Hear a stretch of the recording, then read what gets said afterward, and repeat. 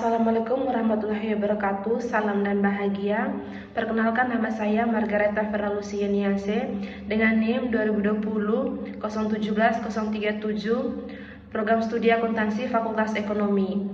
Pada tanggal 2 April 2024, saya akan melakukan sidang skripsi dengan judul penelitian pengaruh kinerja keuangan terhadap nilai perusahaan dengan kebijakan dividen sebagai variabel moderasi. Studi pada subsektor makan dan minum yang terdaftar di Bursa Efek Indonesia pada tahun 2018 sampai 2022. Pertama-tama saya mengucapkan terima kasih kepada Bapak Dr. Suyanto, MSI, selaku dosen pembimbing 1, dan Ibu Sri Lestari Yuli Prasetyatini, SE, MSA, AKCA, selaku dosen pembimbing 2. Langsung saja di latar belakang, penelitian ini berfokus pada nilai perusahaan karena nilai perusahaan merupakan informasi yang berharga bagi investor, kreditor, dan manajer. Sudah menjadi fenomena utama bahwa harga saham bisa naik maupun turun dikarenakan hal tertentu. Misalnya penurunan laba akibat penurunan penjualan yang disebabkan berkurangnya kapasitas produksi, dan penurunan permintaan konsumen. Penelitian sebelumnya yang meneliti sudah banyak dilakukan, namun hasilnya bervariasi. Artinya masih terdapat beragam hasil studi tentang faktor-faktor yang mempengaruhi nilai perusahaan, sehingga peneliti tertarik untuk melakukan penelitian ini. Selanjutnya, rumusan masalah bisa dilihat sebagai berikut.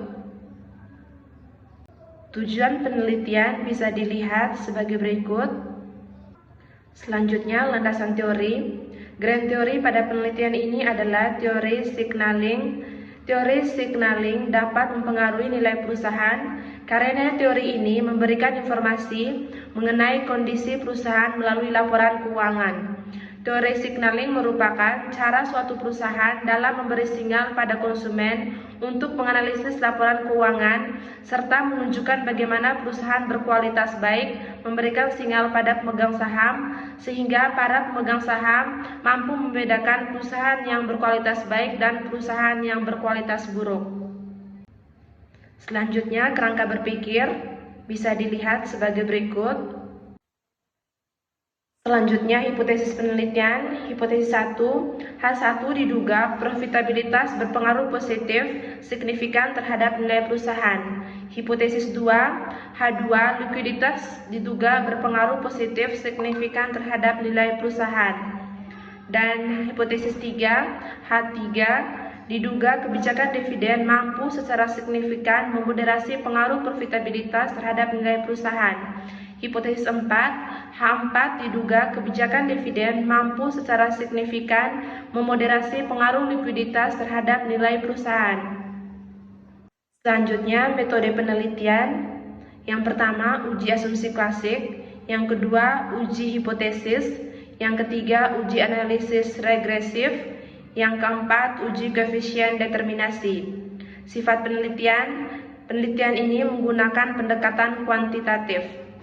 Yang berikutnya, populasi, sampel, dan teknik pengambilan sampel. Yang pertama, populasi. Perusahaan manufaktur yang terdaftar di Bursa Efek Indonesia, subsektor makan dan minum yang berjumlah 33 perusahaan. Yang kedua, sampel. Sampel 115 terdiri dari 23 perusahaan selama 5 tahun.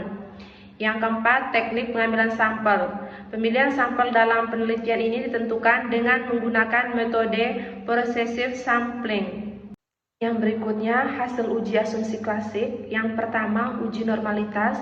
Dapat disimpulkan bahwa nilai residual tersebut berdistribusi normal karena nilai signifikan 0,089 kurang dari 0,10.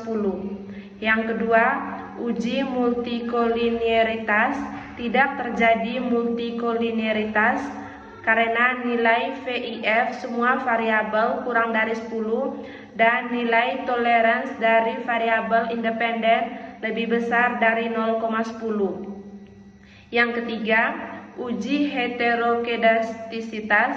diketahui bahwa nilai signifikan dari variabel profitabilitas sebesar 1 lebih besar dari 0,10 dan likuiditas sebesar 1 lebih dari 0,10, maka dapat disimpulkan bahwa variabel independen tersebut tidak terjadi masalah heterogeneisitas pada model regresi.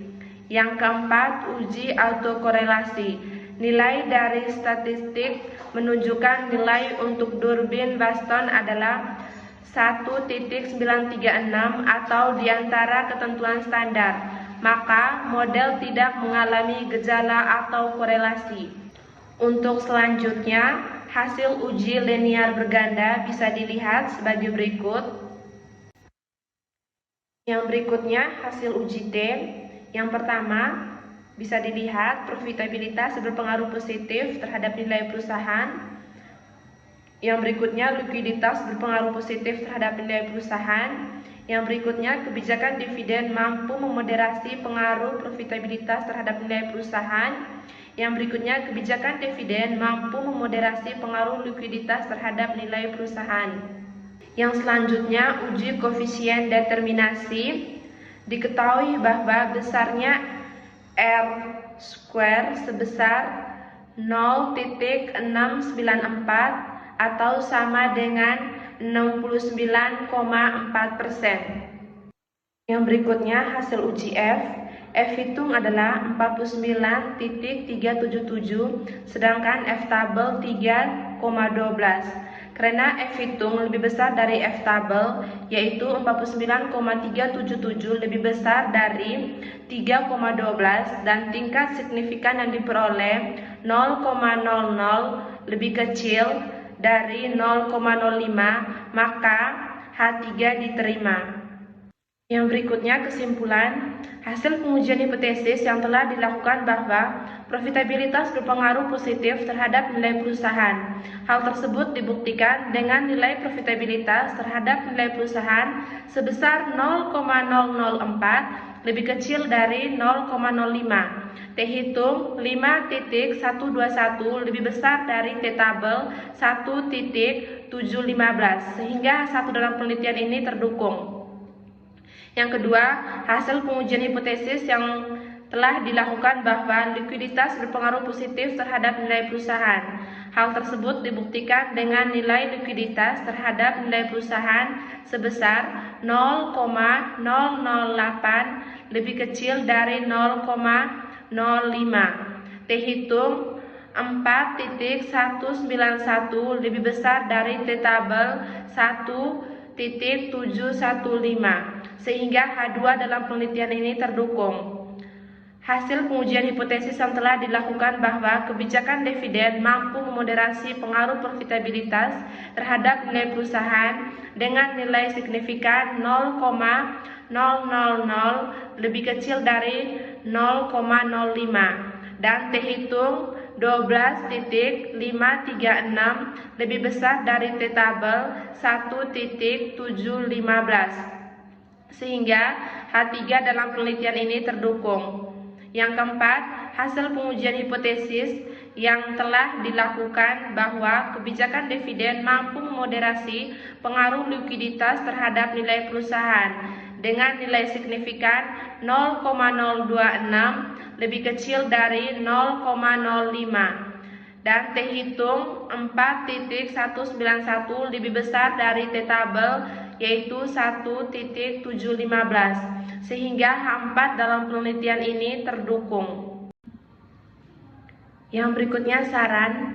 Yang pertama, bagi investor dan perusahaan dalam menyalurkan dananya, sebaiknya investor harus memperlihatkan secara detail profitabilitas dan manajemen laba yang besar sehingga akan meningkatkan nilai perusahaan dan otomatis akan meningkatkan kemakmuran investor. Dan bagi manajemen harus meningkatkan kinerja perusahaan agar para investor terus berinvestasi di perusahaan yang nantinya akan meningkatkan harga.